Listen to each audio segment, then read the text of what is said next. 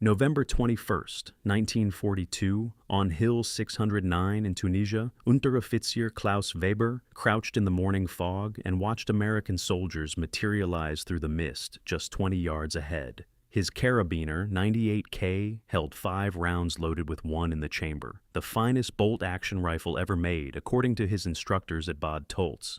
40 years of Mauser perfection refined for war.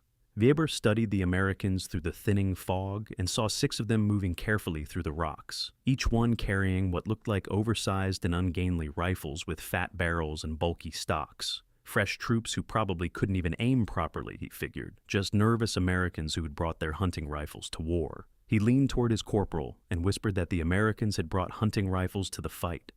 The corporal grinned back at him and said, "Americans always thought more bullets meant better soldiers." Weber had heard about the new American rifle called the M1 Garand, semi-automatic with 8 rounds instead of 5, but the intelligence briefing had dismissed it as unnecessary complication. German military doctrine emphasized precision over volume, and a trained soldier with a Kar 98K could place 5 well-aimed shots and eliminate 5 targets before some American emptied his clip into the dirt.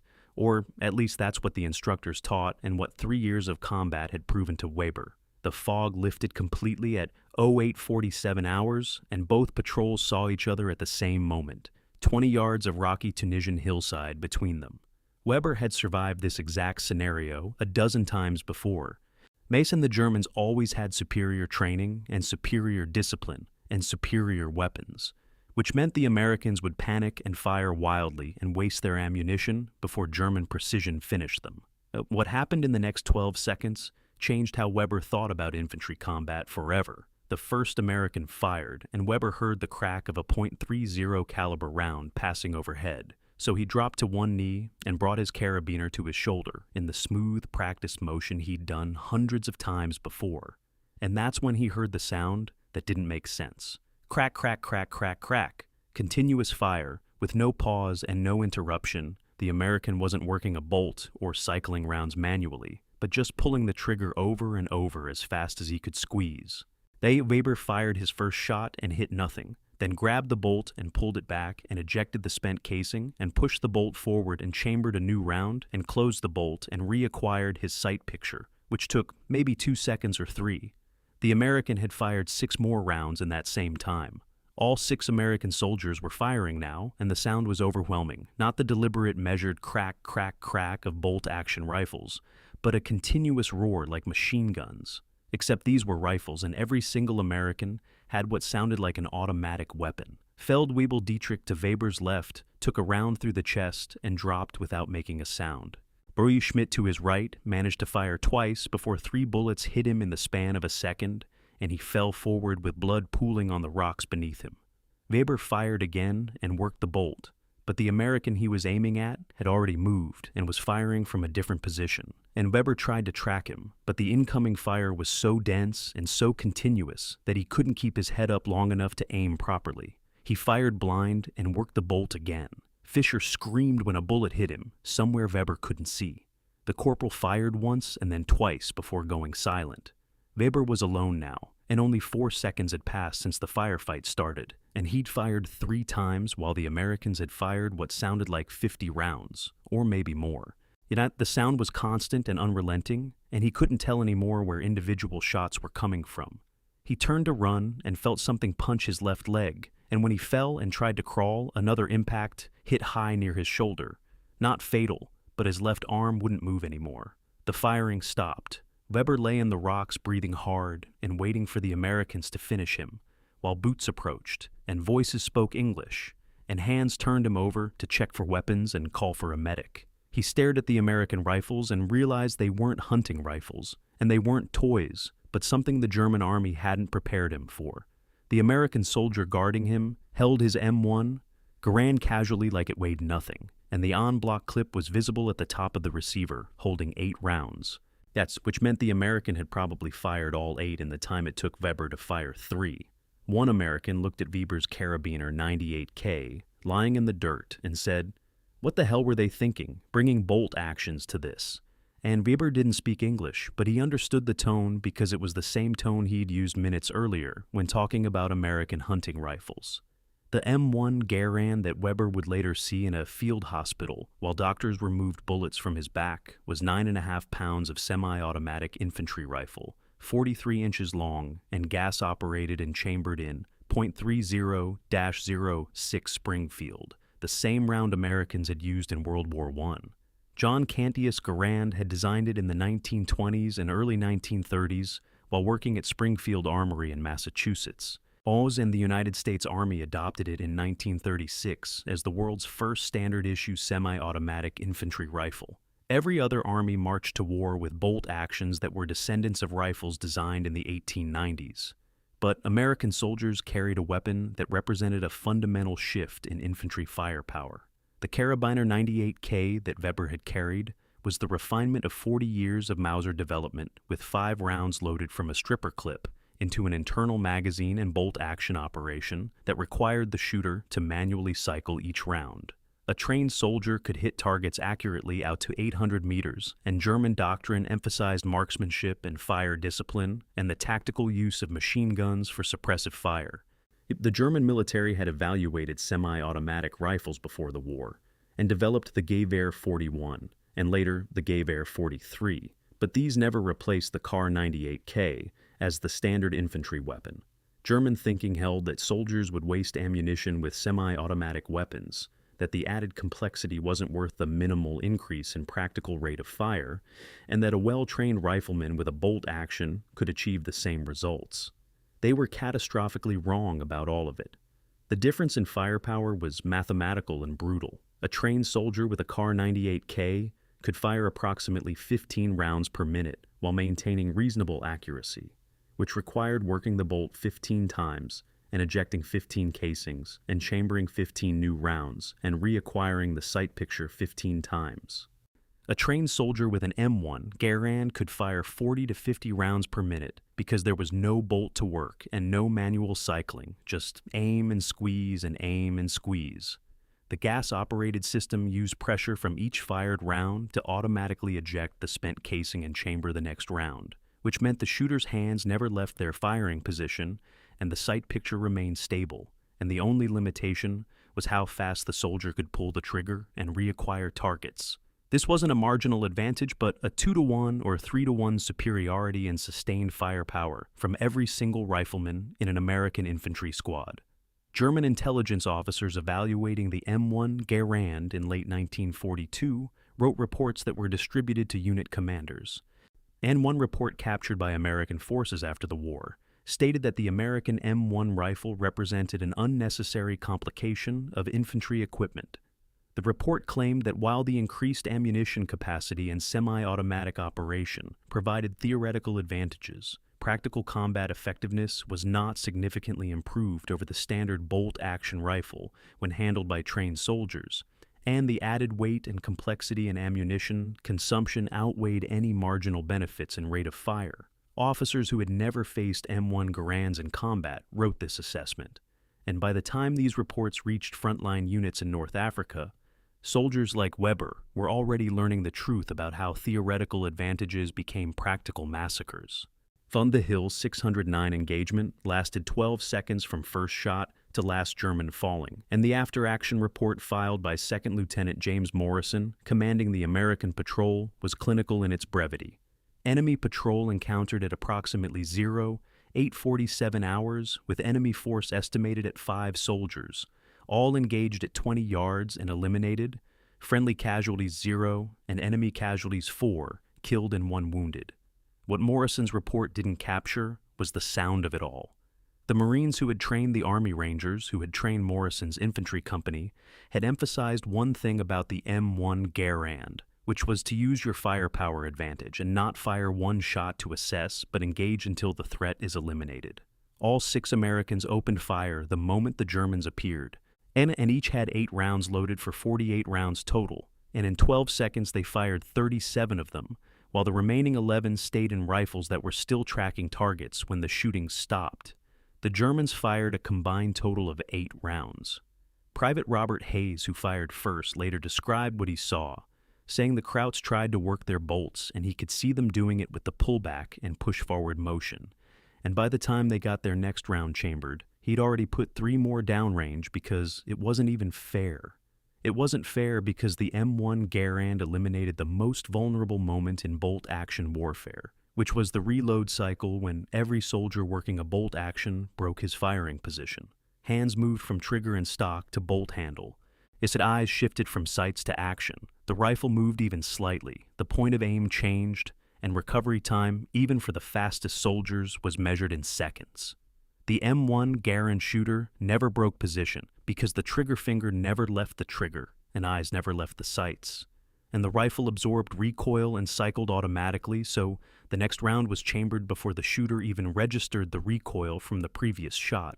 Sustained rate of fire wasn't just higher, but accuracy during sustained fire was dramatically better because the weapon stayed in battery and in position and on target. German soldiers training with the Kar 98K spent hundreds of hours learning to work the bolt smoothly since fast bolt manipulation was a mark of a trained rifleman. At Bad Tolz, the instructors timed soldiers on pulling the bolt and ejecting and chambering and closing and aiming, and under 2 seconds was acceptable, while under 1.5 seconds was good and under 1 second was exceptional. The exceptional German soldier could cycle his bolt in 1 second and maintain aim fire at 15 rounds per minute. The average American soldier with an M1 Garand could fire 30 rounds per minute without even trying hard. The implications spread beyond individual soldier performance into how infantry combat worked at squad and platoon level. German infantry tactics relied on coordinated fire and maneuver, where one element provided covering fire with bolt-action rifles while another element moved, and the covering fire was measured and deliberate. A squad of 10 Germans putting out suppressive fire might achieve 120 to 150 rounds per minute total, with the MG-34 or MG-42 machine gun contributing the majority. An American infantry squad with M1 Garands could put out 300 to 400 rounds per minute from rifles alone, before counting the Browning automatic rifle or machine gun support. When American and German squads encountered each other at close range, the German squad faced a wall of continuous fire that prevented movement and prevented aimed return fire and forced them into defensive positions, while Americans maneuvered with impunity. This wasn't war as the Germans had trained for it, but something entirely new. If you want to see how this one rifle changed the entire calculus of infantry warfare and forced the Germans to completely rethink their tactics, I'll hit that like button right now, because it helps us share more of these forgotten stories about the weapons that actually won the war. Subscribe if you haven't already, since we're covering the equipment and the tactics and the reality of how World War II was actually fought, not the Hollywood version. Back to the M1 Garand and what happened when the Germans finally realized what they were facing.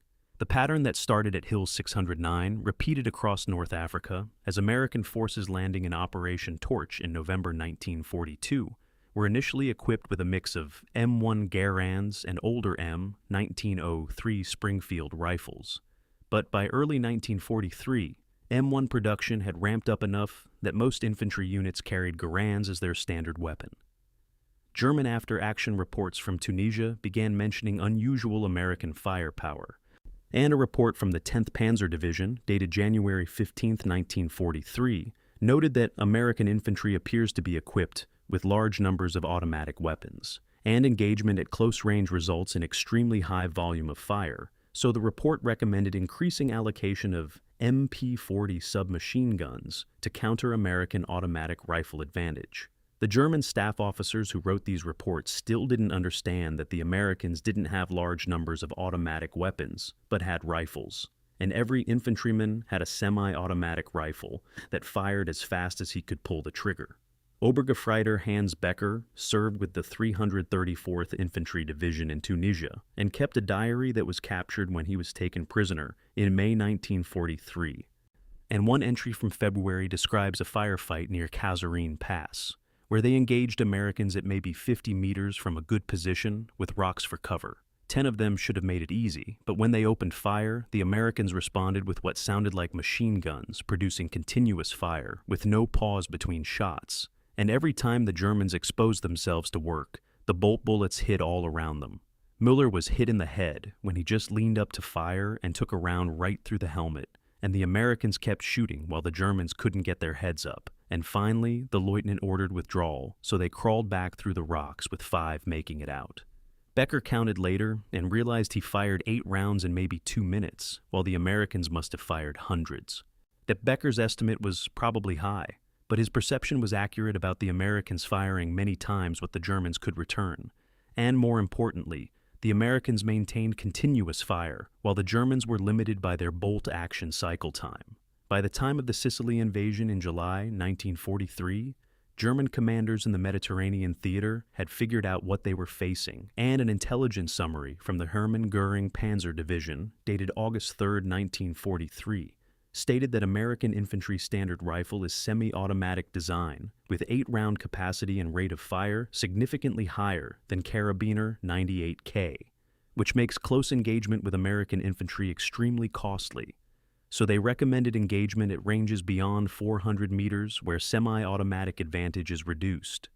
The recommendation to engage at longer range made tactical sense since at 400 meters and beyond the advantages of semi-automatic fire diminished, because both sides were firing single-aimed shots, and the time to work a bolt mattered less when the shooter was taking several seconds between shots anyway to reacquire distant targets. But recommending long-range engagement and achieving it were different things entirely, because combat happened where combat happened, in urban fighting in Sicily, and close quarters in Italian mountain passes and hedgerow fighting in France. And these weren't 400-meter engagements, but 50 meters or 20 meters or sometimes 10 meters or less. At those ranges, the M1 Garand was a massacre machine. Corporal Anthony Acevedo, with the 103rd Infantry Division, described clearing a German position in the Vosges Mountains in France during October 1944, saying he hit a bunker and went through the door with his Garand up, and 3 Krauts were inside trying to bring their weapons up. He just started shooting without counting and without aiming carefully, just pointed and pulled the trigger as fast as he could, and all 3 went down. He thinks he fired 6 rounds in maybe 2 seconds and doesn't know if they even got a shot off. And when he checked his rifle, he still had 2 rounds in the clip. The sound of the M1 Garand in confined spaces was distinctive, according to Corporal Eugene Sledge, serving with the 1st Marine Division in the Pacific, and who described it in his memoir as having a sharp cracking report and not the deep boom of the old Springfield. When a Marine fired his Garand in the jungle, you could hear it echoing through the trees, and when a whole squad fired Garands, it sounded like the world was ending with just continuous cracks and no rhythm and no pattern, but constant noise. German soldiers who survived engagements with M1 equipped American troops consistently reported the same experience, which was that they thought they were facing automatic weapons because the rate of fire was too high to be bolt-action rifles, so it had to be machine guns or submachine guns. When they were captured and saw the M1 Garand up close for the first time, the reaction was typically confusion. With one German prisoner asking his American interrogator at a POW cage in France in August 1944 if this was just a rifle because they thought Americans had machine guns. The interrogator, Captain William Morgan, included the exchange in his report, saying the prisoner expressed surprise that American infantry rifle was semi-automatic, and states that German intelligence briefings described M1 as complicated and unreliable, but the prisoner's direct combat experience contradicts this assessment. The prisoner noted that his unit suffered heavy casualties in engagement with American infantry due to superior American rate of fire. The M1 Garand didn't just give American soldiers a higher rate of fire, but fundamentally changed how infantry combat worked at the squad and platoon level. But German infantry tactics in World War II were built around the machine gun, since the MG-34 and later MG-42 provided the primary base of fire, while riflemen with Kar-98KS maneuvered, and the machine guns suppressed the enemy while the rifles finished them. This doctrine had worked devastatingly well in Poland and France and the early campaigns in the Soviet Union. American infantry tactics were different because every rifleman with an M1 Garand was a base of fire, and a squad of 8 men with Garands could lay down suppressive fire that rivaled a German machine gun section. This allowed American squads to maneuver with fewer soldiers providing covering fire, or to have multiple fire teams operating independently with organic suppressive capability. Lieutenant Colonel Paul Batchelor, commanded a battalion with the 1st Infantry Division, and wrote in a tactical after-action report from Sicily that the M1 rifle has proven to be worth its weight in gold during close-quarters fighting, because a single squad with Garands can suppress an enemy position, while another squad maneuvers, and they are not dependent on machine gun support for suppressive fire at the squad level, which provides significantly more tactical flexibility. The flexibility showed up in urban combat, where American forces entering German-held towns and cities found that the M1 Garand allowed them to clear buildings faster and with fewer casualties than German forces using bolt-action rifles could defend them. The tactic was simple enough. Aim with the stack forming outside the door before the first man goes through, going left and firing immediately, while the second man goes right and fires immediately, and both men fire continuously while sweeping the room. The third and fourth men enter and clear remaining corners, while the first 2 men have typically emptied their 8-round clips by the time the third and fourth men are in the room. Germans using bolt-action rifles couldn't execute this tactic, because by the time they worked the bolt after the first shot, an American with a Garand had fired 4 or 5 more rounds, and building clearing required speed and overwhelming violence, which the M1 Garand provided on both counts. Unteroffizier Joseph Schreiber defended a town in Normandy in June 1944 and described the experience in a letter to his family that was later captured. It's saying the Americans attack buildings with insane aggression and shoot continuously so you cannot raise your weapon without being shot. They fire so fast that you cannot return fire effectively, and we must retreat from buildings or die in them because there is no third option. The insane aggression Schreiber described wasn't insanity, but doctrine enabled by technology, since American infantry manuals taught aggressive close-quarters tactics because the M1 Garand made them viable. You could charge into a room and fire 8 rounds in 3 seconds. You could suppress an entire position with 1 rifle, and you could keep an enemy's head down long enough for your squad to close and finish them. German infantry manuals taught deliberate controlled fire because that's what bolt-action rifles required. And you couldn't charge and shoot rapidly because working the bolt disrupted your aim. You couldn't suppress with a single rifle because your rate of fire wasn't high enough, and you had to be methodical because your weapon demanded it. The difference showed most clearly in the hedgerows of Normandy, where the bocage country of northwestern France was a nightmare of narrow lanes and high hedges and limited sight lines. Engagements happened at 50 meters or less. Artillery was dangerous to call in when your own troops were that close, and machine guns were effective but difficult to position in the confined terrain. The M1 Garand was perfect for it. And Tech Sergeant John Worthington, with the 29th Infantry Division, described a typical hedgerow engagement, where they're moving up a lane and Germans are dug in at the next intersection, maybe 40 yards ahead, and they can't see them, but know they're there. The platoon spreads out along the hedge and the sergeant gives the order, and all of them open up at the same time with 30 guys with Garands putting fire into the German position. They're not aiming at specific targets, but just filling the air with bullets, 40 or 50 rounds per man in maybe a minute, which is 1,500 rounds hitting the hedgerow where the Germans are hiding.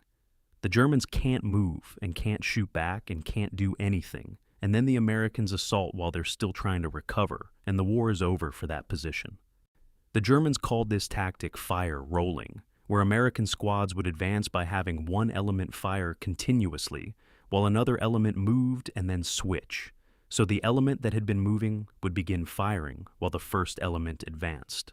The result was continuous suppressive fire that never gave the Germans time to return effective fire. German forces tried to counter this by increasing their own rate of fire through issuing the MP-40 submachine gun in larger numbers and developing the STG-44 assault rifle, though it never arrived in sufficient quantities to change the overall balance, and German commanders requested more machine guns. But these solutions had problems because the MP-40 was effective at close range but useless beyond 100 meters. The STG-44 was excellent but arrived too late and in too few numbers. And machine guns were powerful but required crews and were difficult to maneuver in close terrain. The M1 Garand was a rifle that was accurate at 500 meters and provided suppressive fire at close range and could be carried and operated by one soldier, and every American infantryman had one. The mathematical advantage compounded at every level where a German rifle squad with one MG-42 and 9 KAR-98KS might put out 150 rounds per minute sustained fire. But an American rifle squad with 8 M1 Garands and 1 Browning automatic rifle might put out 350 rounds per minute, giving the American squad more than twice the firepower. At the platoon level, the gap widened, and at the company level, it became overwhelming. Since American infantry companies advancing with M1 Garands could generate suppressive fire that German companies could only match by concentrating their machine guns, which meant pulling them from other positions and weakening the overall defense. The Germans noticed this shift. General Major Fritz Bayerlein commanded the Panzer Layer Division during the Normandy campaign and wrote in his post-battle report that American infantry firepower is excessive, and their standard rifle fires continuously, and combined with their artillery and air support, German infantry cannot maintain defensive positions under American attack.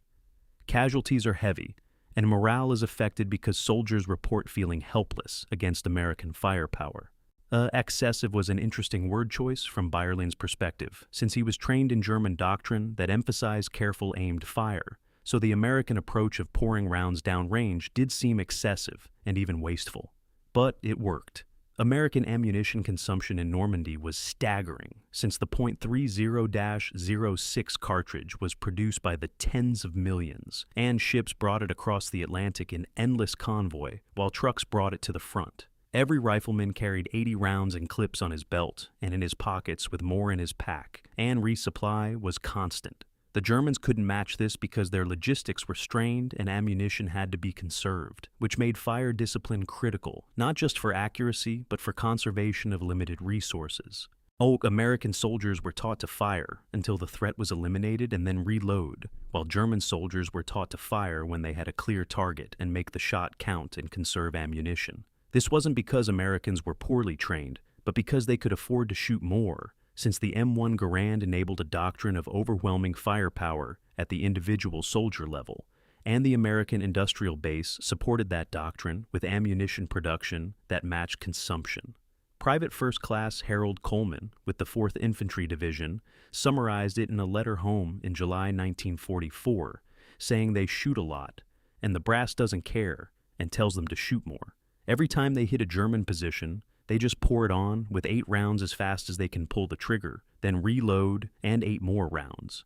And the Krauts can't handle it because they try to shoot back and the Americans are already hitting them with the next clip. So it's not even close to a fair fight. Fair or not, it was effective, since American casualty rates in offensive operations were lower than German casualty rates in defensive operations, reversing the historical advantage that defenders held. Part of this was artillery and part was air support, but a significant part was the M1 Garand allowing American infantry to suppress and assault with firepower that German infantry couldn't match. The German military wasn't blind to the M1 Garand advantage after encountering it repeatedly in North Africa and Sicily and Italy and eventually France, so German commanders and weapons developers tried to respond. The first response was tactical, since if American infantry had overwhelming firepower advantage at close range, they should engage them at long range. And this worked in theory because at 400 meters and beyond, a Kar-98K with iron sights in the hands of a trained marksman was just as effective as an M1 Garand. Both were firing single-aimed shots, and the semi-automatic advantage largely disappeared. The problem was that combat didn't happen where German commanders wanted it to happen, but in towns and forests and hedgerows and mountain passes and rubble, which were close-range environments where American firepower advantage was maximum. German forces tried to avoid close-quarters engagements while American forces sought them out. And the Americans had the initiative so they could choose when and where to attack, while the Germans defending had to hold positions that Americans could assault at close range. The second response was to increase allocation of automatic weapons, where MP-40 submachine guns, originally intended primarily for officers and vehicle crews, were issued to more frontline infantry, and the MG-42 machine gun was produced in larger numbers and distributed more widely. This helped, but had limits since the MP-40 was devastating at close range, but useless beyond 100 meters, and fired a pistol cartridge that couldn't penetrate cover effectively, making it useful for building clearing, but not for general infantry combat. The MG-42 was excellent, but required a 2 or 3 man crew and hundreds of rounds of linked ammunition, making it a crew-served weapon and not an individual rifle that could replace the Kar-98K in the hands of every soldier.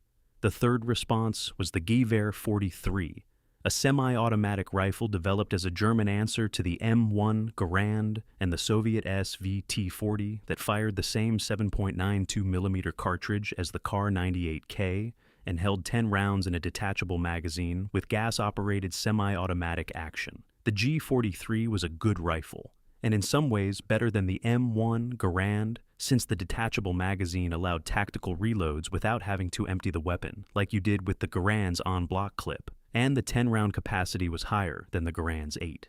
But the G43 arrived too late, and in too few numbers, with approximately 400,000 produced during the war, compared to the United States producing 5.4 million M1 Garands. More importantly, the G43 had reliability issues because it was more complex than the Kar-98K and required more maintenance. And in the field under combat conditions with limited maintenance, G43s malfunction more frequently than Kar-98Ks or M1 Garands. German soldiers who used the G43 gave mixed reviews where some praised its firepower, while others complained about reliability and preferred their Kar-98K.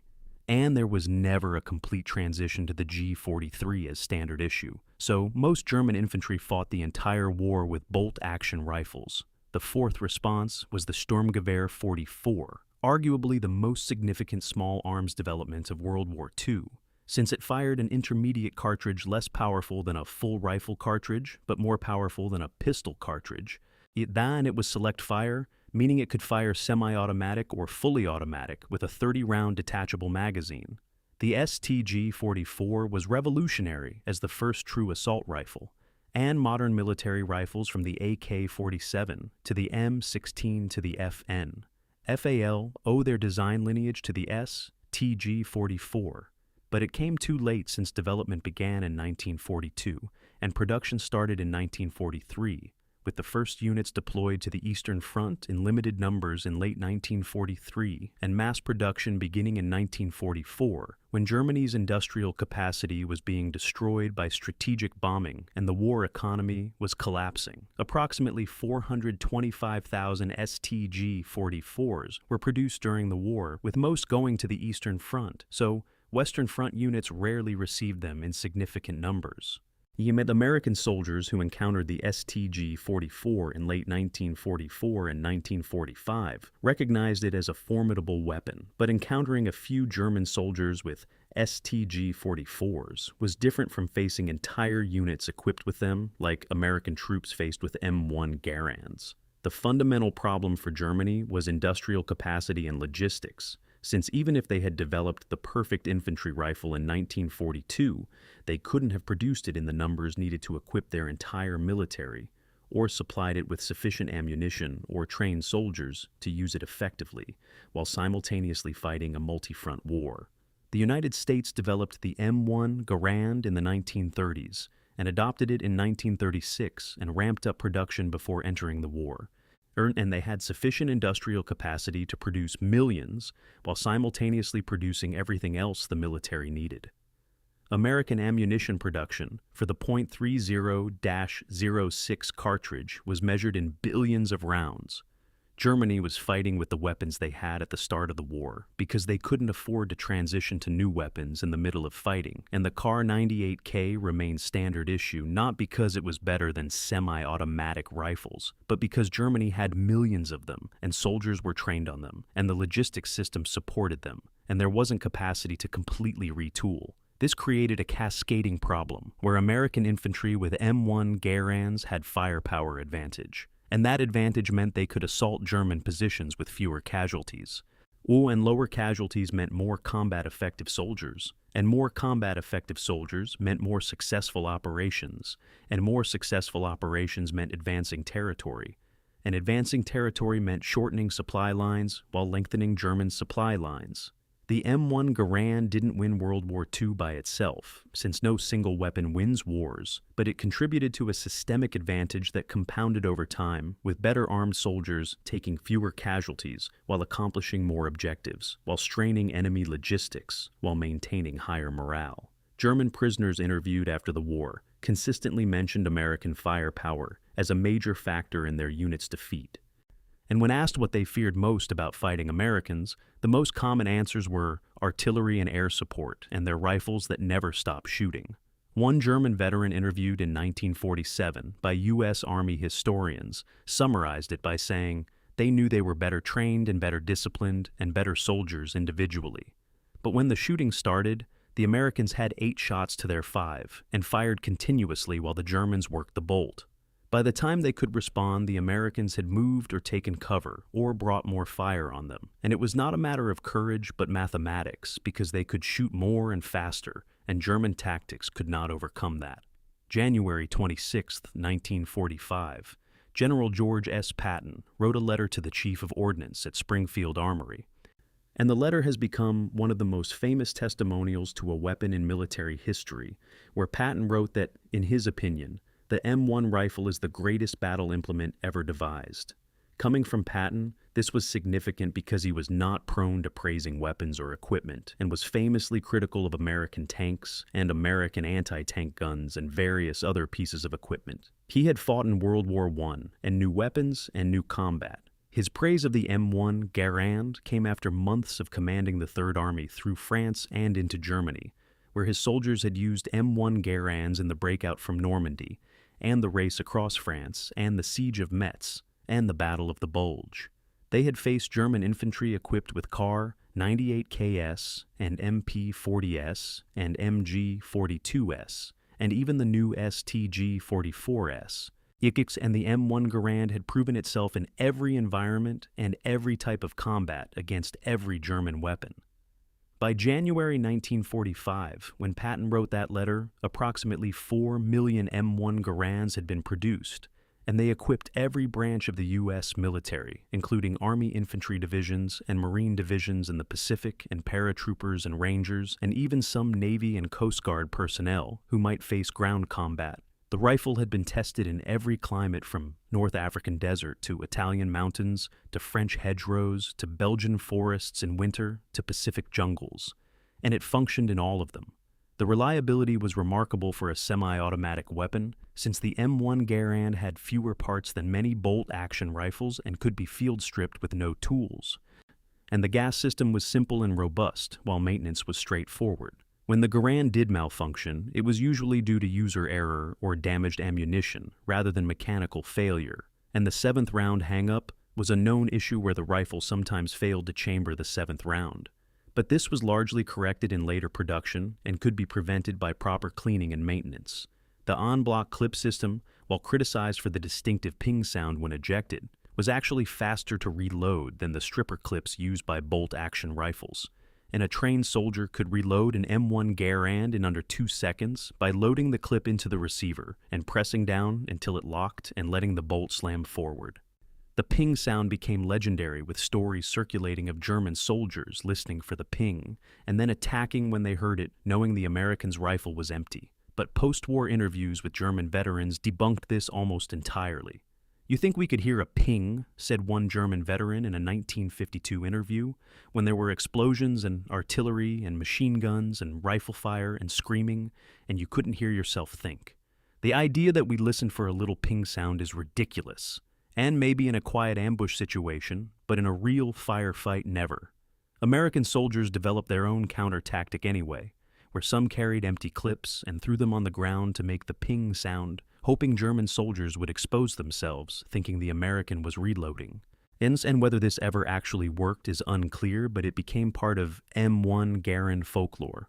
What wasn't folklore was the effectiveness, since American kill ratios in World War II were favorable compared to most armies in most wars.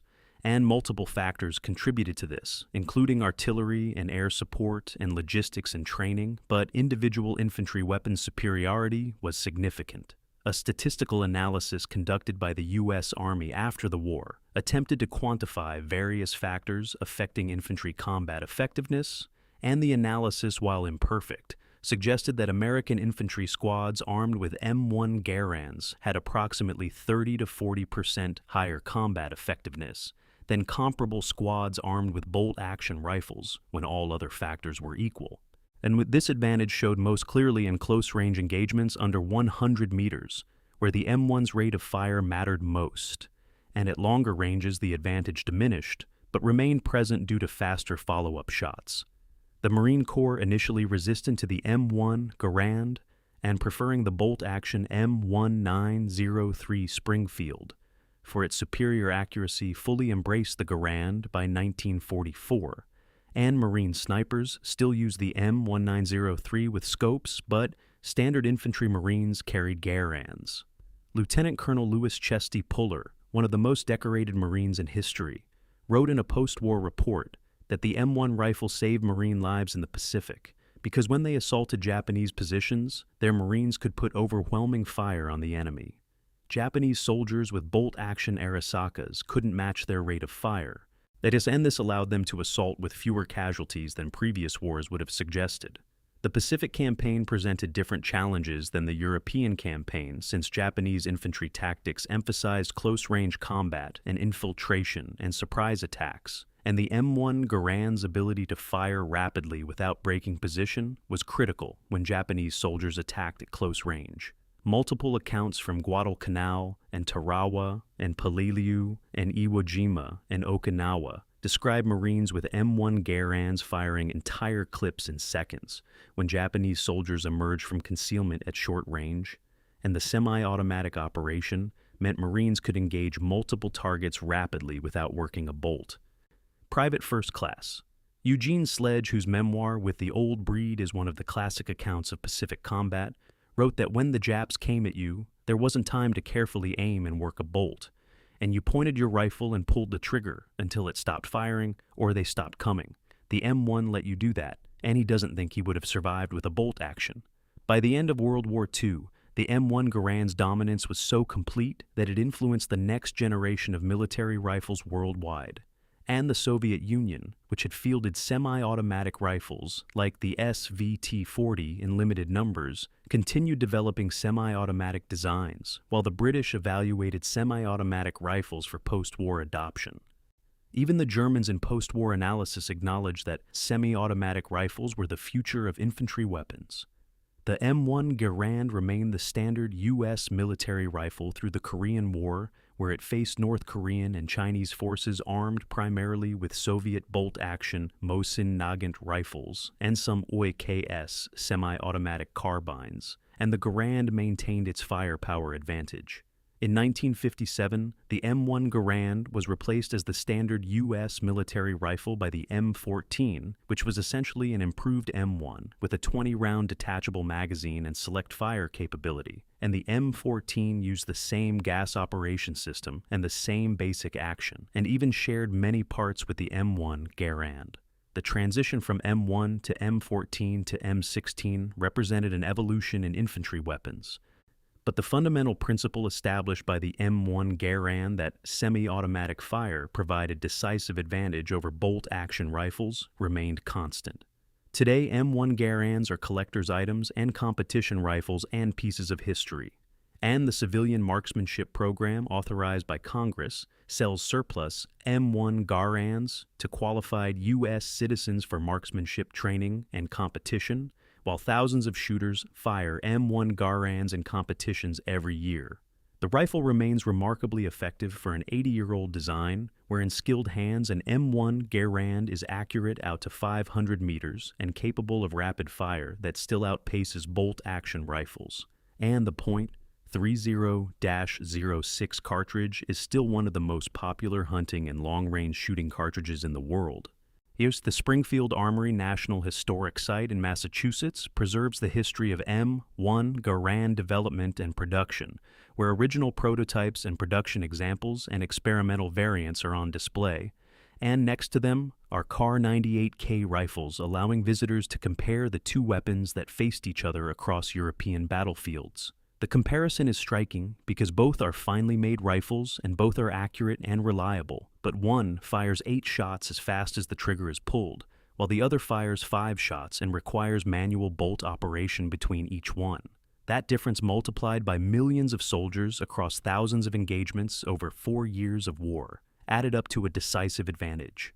All in the museum, a placard next to the M1 Garand display includes a quote from a German veteran with name withheld, who was interviewed in 1963, saying they called it the Yankee rifle. And when they first heard about it, they thought it was American over-engineering that was complicated and expensive and unnecessary. They believed their Karabiner was superior because it was simple and reliable, and they believed training and discipline would overcome any mechanical advantage, but they were wrong. The Americans shot faster and more accurately with less interruption, and their semi-automatic rifle was not over-engineering, but the future, while the Germans were fighting with the past. Below that quote is another from an American veteran saying he carried an M1 Garand from Normandy to the Elbe River and cleaned it every chance he got. Yeah, and he never had a malfunction that wasn't his fault. It fired every time he pulled the trigger and put rounds down range as fast as he could aim, and it saved his life more times than he can count. He saw Germans with bolt actions trying to keep up and they couldn't. And it wasn't a fair fight, but war isn't supposed to be fair. The M1 Garand didn't win World War II alone, but it gave American infantry a firepower advantage that influenced the outcome of thousands of small engagements, and those small engagements added up to tactical victories, while tactical victories added up to operational successes, and operational successes added up to strategic advantage. The Germans called it unnecessary and mocked it as overcomplicated and laughed at American reliance on semi-automatic fire. They stopped laughing when they couldn't work their bolts fast enough to survive. The rifle they dismissed as a Yankee toy became the weapon that defined infantry combat for a generation. 8 rounds and semi-automatic and gas-operated with 43 inches of American industrial engineering that changed how wars were fought. General Patton was right about it being the greatest battle implement ever devised, and the Germans learned that the hard way through one engagement at a time from Tunisia to Berlin. The M1 Garand fired faster than the enemy could respond and turned American infantry into a force that German bolt actions couldn't match. The mathematics of war are brutal, because when one side shoots twice as fast, the other side dies twice as fast. That's not theory but history, or written in 8-round clips and .30-06 cartridges, and the story of the rifle they mocked until it killed them.